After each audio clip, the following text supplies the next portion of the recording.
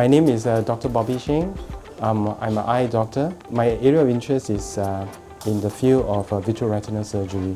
I find the field of ophthalmology is a very fascinating field because it is a combination of both surgery as well as medicine. In Singapore, we are facing an increase in the diabetic population. In the latest estimate, we are talking about more than 10% of our population in Singapore are going to be diabetic or are already diabetic.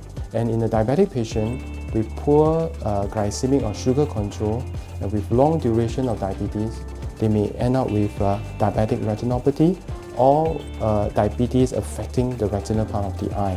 This condition, if it's treated late or when the patient presents late, it can be a blinding condition. So patient can lose vision because they are unable to see well because there's bleeding inside the eye. So one of the important hallmarks about diabetic retinopathy treatment is to detect and screen this patient early. I volunteer regularly at this old folks home, which is affiliated with my church. So my job there is as a volunteer doctor to provide medical help for these people as part of the panel of doctors. I also sometimes go for a mission trip with my church to neighboring countries to provide medical screening and help for the people in our region. My subspecialty is in the area of vitreoretinal diseases, and this deals with diseases that affect the vitreous, which is the gel of the eye, and the back of the eye called the retina.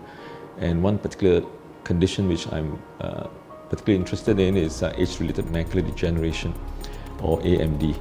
AMD is the most common cause of blindness in the developed world, and in Singapore, as the age of the population becomes increasingly older, the prevalence of AMD is expected to increase. And AMD actually causes a loss of central vision for patients, and it can cause severe visual disability. I'm personally a strong advocate for patients or individuals to have their eyes screened at regular intervals. Recently, I had the privilege of seeing a patient for a second opinion, and this patient is a pastor who discovered that he has very advanced glaucoma.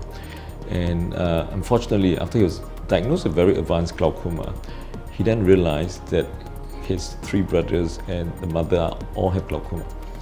And to me, it's a very sad case because for such a patient, if only the doctors of his brothers and mother were to have to tell his siblings and mother that their siblings should be screened because they have a strong family history of glaucoma, then perhaps if he has had his eye screened at, say, 10 years earlier, he may have saved himself from blindness.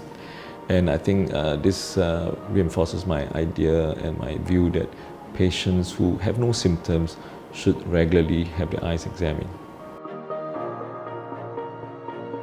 I enjoy working in a hospital such as Farrer Park Hospital because it is new, it is conceived fresh from scratch, and as a pioneer in the hospital, I can give my input to improve the processes and to shape the way in which the hospital will carry out its activities.